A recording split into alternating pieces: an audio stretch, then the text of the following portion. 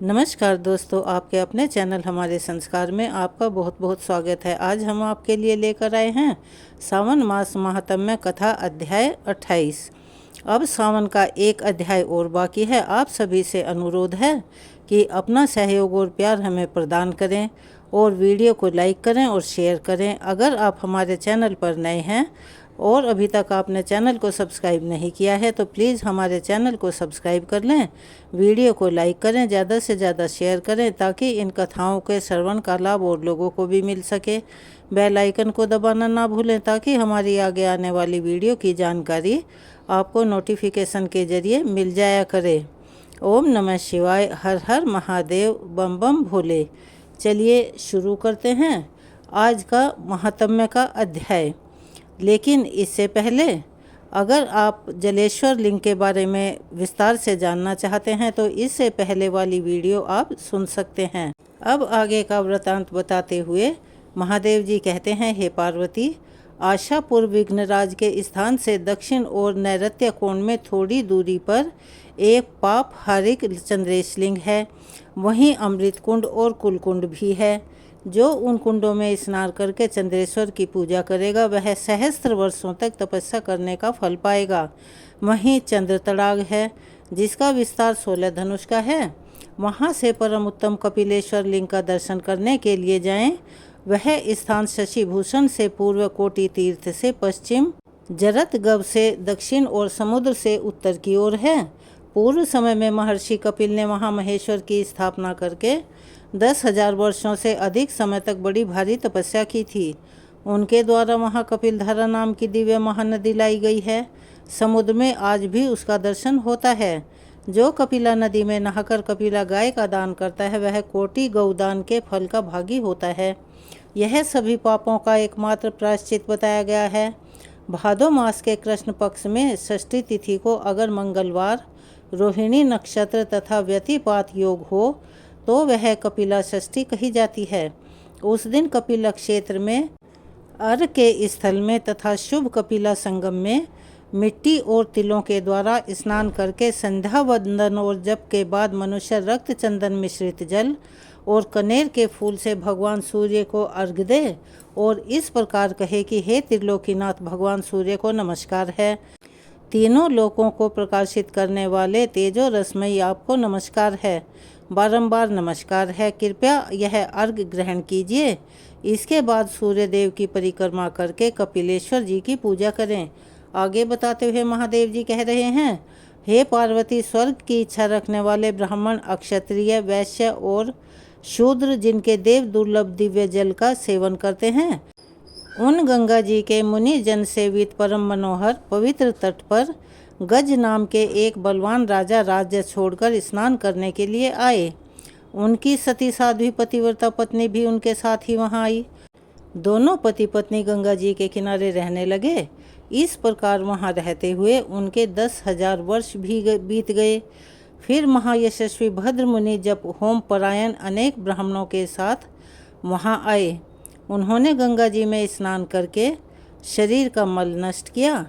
फिर समस्त भूत प्राणियों की तृप्ति के लिए जल देकर भगवान जनार्दन की पूजा की। फिर ज्यों ही वे नदी के तट पर डेरा डालने लगे कि तुरंत ही उनकी दृष्टि राजा गज पर पड़ गई। राजा ने भी उन सबको देखा और आगे जाकर कहा, पूजनीय महर्षियों, आप लोग मेरे घर पधारिए। मेरी यशस्वी पत्नी संगीता के हाथ से पूजा ग्रहण करके जहां आपकी इच्छा हो उस पुण्य पथ पर जाइएगा। राजा के इस प्रकार अनुरोध करने पर वे महर्षि उनके भवन में पधारे। उनको विचित्र आसन देकर राजा ने उनके आगे हाथ जोड़े और भद्र मुनि से कहा, मुने, यह पृथ्वी धन धान्य से परिपूर्ण है।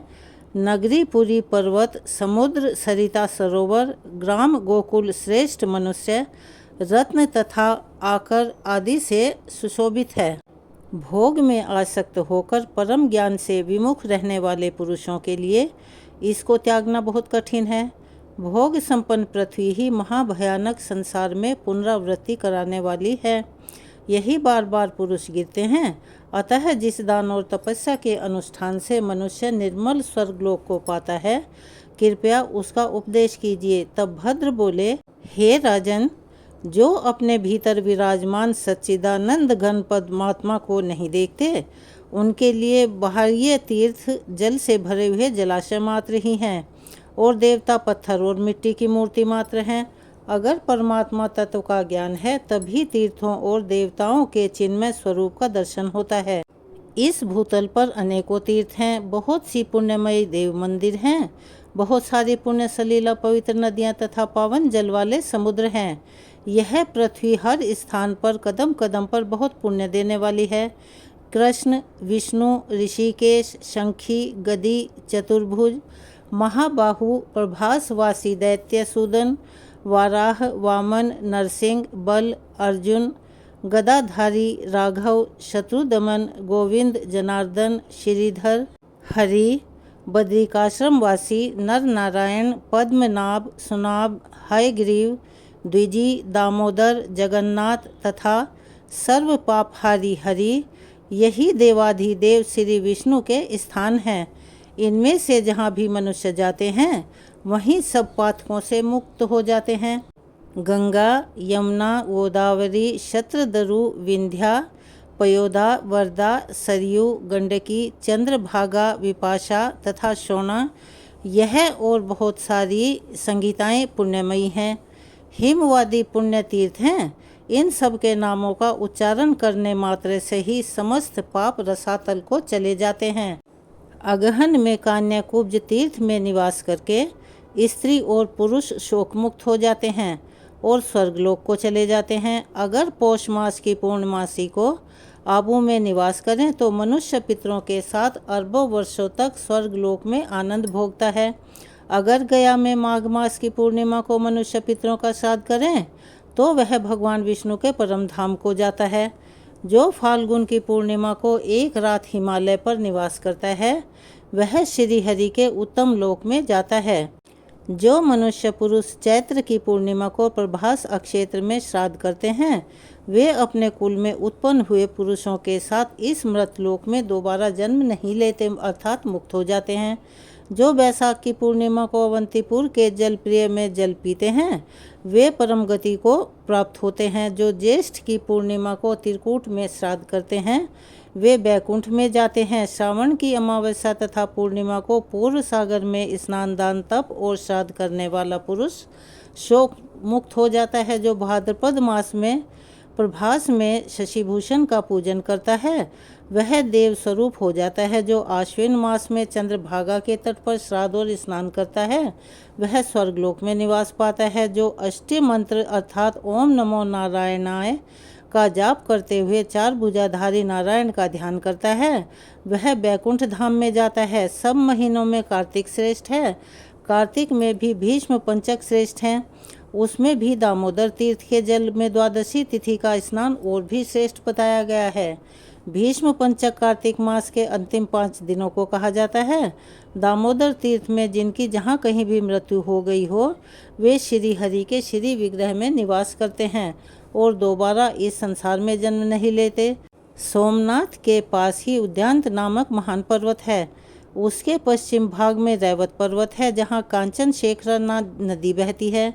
उस पर्वत में लाल, सफ़ेद, नील और कृष्ण धातुएं हैं। उसमें कुछ पत्थर हाथी के समान आकार वाले हैं तो दूसरे सोने के समान हैं। ब्राह्मण, क्षत्रिय, वैश्य, शूद्र तथा शूद्रों के सेवक उस पर्वत का सदा सेवन करते हैं। बहुत से पक्षी वहाँ चहकते रहते हैं। पशु, पक्षी, सर्प तथा कीट पतंग आदि जो भी जीव वहाँ कालवश मृत्यु को प्राप्त होते हैं वे उत्तम विमान पर आरूढ़ होकर भगवान विष्णु के धाम को जाते हैं। उपर्युक्त नदी धरती फोड़कर पाताल से आई है। इंद्र ने भी स्वर्ग से आकर उत्तम यज्ञ किया था और अतिशय उत्तम पद पाकर व्याधिहीन स्वर्गलोक की उपलब्धि की। कार्तिक में राजा बलि ने वहां आकर बहुत से दान दिए। हरिश्चंद्र, शिवी, नल, नहुष, नाभाग तथा अम्बरीश आदि ने भी वहां अनेकों सत्कर्म किए। श्रेष्ठ ब्राह्मणों को नाना प्रकार के वस्त्र, छत्र तथा रस मिश्रित अन्न दान करके वे विष्णुलोक में गए, जहाँ से फिर इस मृत्युलोक में पुनरावृत्ति नहीं होती। जो उस तीर्थ में ब्राह्मणों को भक्ति पूर्वक पत्र, पुष्प, फल और जलदान करता है वह जलाशय भगवान श्री हरि को प्राप्त होता है, जो भूख से पीड़ित मनुष्यों के लिए वहाँ एक मुट्ठी भर भी अन्न देता है। वह श्रेष्ठ विमान पर चढ़कर चंद्रलोक से भी ऊपर जाता है। दामोदर के आगे 1 मास तक उपवास करने पर मनुष्य दामोदर नगर अर्थात बैकुंठ धाम को जाता है, जहाँ से फिर वापस नहीं लौटता।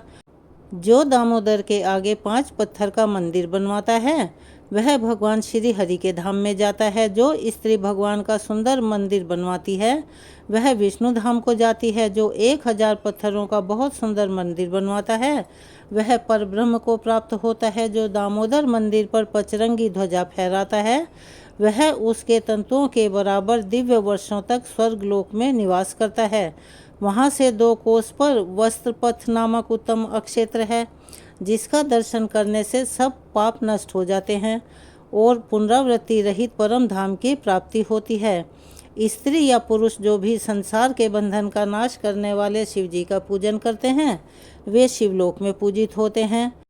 भद्र की यह बात सुनकर राजा गज कार्तिकी पूर्णिमा का तीर्थकृत करने के लिए ऋग, यजु और सामवेद के ज्ञाता ब्रह्मज्ञानियों में श्रेष्ठ ब्राह्मणों, छात्र, धर्मपरायण अक्षत्रियों, दानपरायण वैश्य तथा सेवा कुशल शूद्रों को साथ लेकर उस तीर्थ में आ गए और अनेक प्रकार के दान देकर अग्नि में होम करके अग्निष्टोम तथा अश्वमेध आदि यज्ञों का अनुष्ठान किया।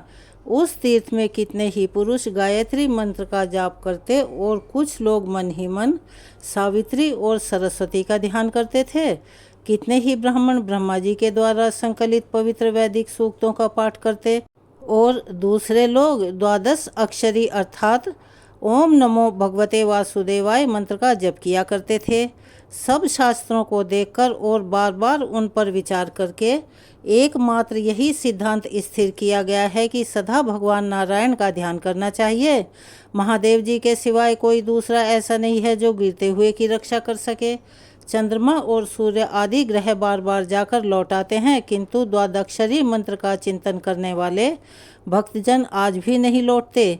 जिसने हरि इन 2 अक्षरों को एक बार भी उच्चारण कर लिया, उसने मानो मोक्ष धाम तक पहुंचने के लिए अपना रास्ता साफ कर लिया। एक भक्त व्रत, नक्त व्रत, अयोचित व्रत और उपवास व्रत तथा और भी जो व्रत हैं, उनका भगवान दामोदर के आगे अनुष्ठान करके मनुष्य कृतकृत्य हो जाते हैं। राजा गज ऋषियों के साथ वहाँ बैठे हुए वार्तालाप कर ही रहे थे, इतने में ही वहाँ सहस्त्रों विमान आ गए। वे पत्नी तथा देशवासियों सहित विमान पर आरूढ़ होकर अनामयी पद को प्राप्त हुए। जो मनुष्य सदा इस प्रसंग को पढ़ता है अथवा सुनता है या दूसरों को सुनाता है, वे सभी इस पापों से मुक्त होकर अंत में विष्णु धाम को जाते हैं। आज के सावन महात्म्य की कथा को यहीं विराम देते हैं। अब अपने नियम के अनुसार आपको सुनाते हैं शिव पुराण में वर्णित एक कथा। एक बार वाशकल नाम गांव में बिंदुक नामक का एक ब्राह्मण रहता था। वह ब्राह्मण बहुत बड़ा दुरात्मा और महापापी था। हालांकि उसकी पत्नी बहुत ही सुंदर थी, लेकिन तब भी वह कुमार्ग पर ही चलता था। उसकी पत्नी का नाम चंचला था और वह सदैव धर्म के पालन में लगी रहती थी। इस तरह कुकर्म में लगे हुए उस ब्राह्मण के साथ उसे बहुत सारे वर्ष बीत गए। अपने धर्म के नष्ट हो जाने के डर से वह कभी भी अपने धर्म से विचलित नहीं होती थी। लेकिन उसका पति अति दुराचारी था, इसलिए दुराचारी पति के आचरण से प्रभावित होकर वह स्त्री भी अपने ही पति की तरह दुराचारिणी हो गई। कुछ समय बीत जाने के बाद वह दूषित बुद्धि वाला दुष्ट ब्राह्मण समय के अनुसार मृत्यु को प्राप्त होकर नरक में चला गया। बहुत दिनों तक नरक के दुख भोग कर वह पापी एक भयंकर पिशाच हो गया। दूसरी तरफ उस दुराचारी पत्नी की मृत्यु के पश्चात चंचला बहुत समय तक अपने पुत्रों के साथ अपने घर में ही रहती थी। एक दिन ईश्वर की कृपा से वह अपने भाई बंधुओं के साथ एक तीर्थ क्षेत्र में चली गई। अन्य तीर्थ यात्रियों के साथ उसने तीर्थ के जल में स्नान किया और फिर अपने भाइयों के साथ इधर उधर घूमने लगी। वहाँ उसने एक देव मंदिर में एक ब्राह्मण को भगवान शिव की परम पवित्र और उत्तम पौराणिक कथा कहते हुए सुना। वह ब्राह्मण कह रहे थे कि जो स्त्रियां पर पुरुषों के साथ व्यभिचार करती हैं, यमराज के दूत उन्हें बहुत कष्ट देते हैं। ऐसा सुनकर चंचला तो भय से कांपने लगी। उसने विचार किया कि उसने तो अपने पति के साथ बहुत ही पाप किए हैं, तब तो उसे भी उन पापों का दंड भोगना ही पड़ेगा। इसके बाद तो उसे चैन की सांस आई ही नहीं और वह बहुत परेशान हुई रही। उसने उन ब्राह्मण देवता के पास जाकर हाथ जोड़कर विनती की कि प्रभु, आप मेरे ऊपर कृपा करें और मेरा उद्धार करें। आपके प्रवचन सुनकर मैं भय से कांप रही हूँ और बहुत डर महसूस कर रही हूँ। इस संसार से मुझे वैराग्य हो रहा है।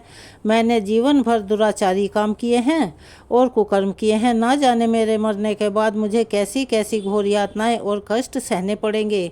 कौन मेरा साथ देगा और यमराज के उन भयंकर दूतों को मैं कैसे देख पाऊंगी।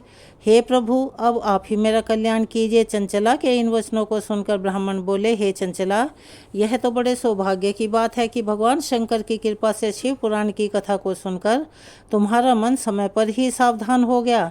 पश्चाताप ही पाप करने वाले पापियों के लिए सबसे बड़ा प्रायश्चित है। साधु संतों ने भी पश्चाताप को ही समस्त पापों का नाश करने वाला बताया है। पश्चाताप से ही पापों की शुद्धि होती है। जो पश्चाताप करता है वही समस्त भय से मुक्त होकर निर्भय हो जाता है। इसीलिए ब्राह्मण पत्नी, तुम विषयों से अपने मन को हटाओ और भक्ति भाव से भगवान शंकर की इस पावन कथा को सुनो। इस कथा को सुनने से तुम्हारे चित्त की शुद्धि होगी और तुम्हें मोक्ष की प्राप्ति हो जाएगी। ऐसा सुनने के बाद चंचला ने शिव पुराण की कथा को सुनने की इच्छा से मन में उस ब्राह्मण देव की सेवा का संकल्प लिया और उन्हीं के साथ रहने लगी। इसके बाद शुद्ध बुद्धि वाले उस ब्राह्मण ने उस स्त्री यानी चंचला को शिव पुराण की समस्त कथाएं सुनाई। इसके बाद समय का चक्र पूरा होने के बाद भक्ति, ज्ञान और वैराग्य से युक्त हुई चंचला ने अपने शरीर को बिना किसी कष्ट के त्याग दिया। जैसे ही चंचला अपने शरीर को त्यागा, भगवान शंकर का भेजा हुआ दिव्य विमान वहां पहुंच गया और भगवान शंकर के गणों ने चंचला को उस विमान पर बिठाया और उसे शिवलोक में ले गए। वह दिव्य रूप धारणी दिव्यांगना हो चुकी थी। चंचला ने वहां साक्षात भगवान शंकर को देखा, जिनके 5 मुख थे और हर मुख में उनकी 3 आंखें थी। भगवान के मस्तक पर चंद्रमा शोभायमान हो रहा था। उन्होंने अपनी बाईं ओर माता पार्वती को बिठा रखा था। उनका सारा शरीर भस्म से भूषित था। शरीर पर श्वेत वस्त्र शोभा पा रहे थे। इस प्रकार परम उज्ज्वल भगवान शंकर का दर्शन करने के बाद वह ब्राह्मण पत्नी बहुत प्रसन्न हुई। उसने महादेव और देवी पार्वती को प्रणाम किया और उसकी आंखों से आंसुओं की अविरल धारा बहने लगी। संपूर्ण शरीर में रोमांच पैदा हो गया। तब माता पार्वती और भगवान शंकर ने बड़ी करुणा से उसे अपने पास बुलाया और उसकी ओर देखा। तब माता पार्वती ने चंचला को प्रेम पूर्वक अपनी सखी बना लिया। इस प्रकार जो भी भगवान शंकर और माता पार्वती की कथाओं लीलाओं का श्रवण करता है या दूसरों को सुनाता है या उन्हें पढ़ता है, वह भक्त भी माता पार्वती और भगवान शंकर को चंचला की तरह ही प्रिय हो जाता है। तो आज थी यह भगवान शिव शंकर की कथा और इसके बाद सावन महात्म्य का सिर्फ एक अध्याय बचता है। उसे हम अपनी अगली वीडियो में बताएंगे। अगर आप हमारे चैनल पर नए हैं और अभी तक आपने चैनल को सब्सक्राइब नहीं किया है तो प्लीज़ हमारे चैनल को सब्सक्राइब करें, वीडियो को लाइक करें, ज़्यादा से ज़्यादा शेयर करें ताकि इन कथाओं के श्रवण का लाभ और लोगों को भी मिल सके। बेल आइकन को दबाना ना भूलें ताकि हमारी आगे आने वाली वीडियो की जानकारी आपको नोटिफिकेशन के जरिए मिल जाया करे। अपना सहयोग और प्यार हमें ऐसे ही प्रदान करते रहें। कमेंट्स बॉक्स में हर हर महादेव, ओम नमः शिवाय, जय हो माता पार्वती की लिखना ना भूलें। धन्यवाद।